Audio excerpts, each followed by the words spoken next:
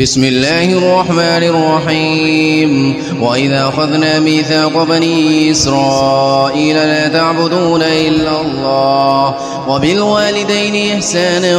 وذي القربى واليتامى والمساكين وقولوا للناس حسنا وأقيموا الصلاة وآتوا الزكاة ثم توليتم إلا قليلا منكم وأنتم معرضون وإذا أخذنا ميثاقكم لا تسفكون دماءكم ولا تخرجون أنفسكم من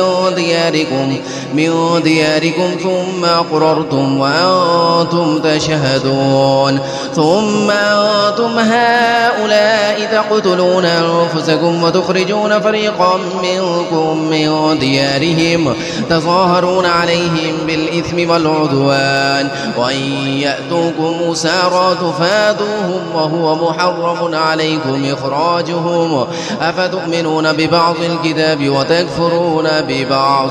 فما جزاء من يفعل ذلك منكم إلا خزي في الحياة الدنيا ويوم القيامة يردون إلى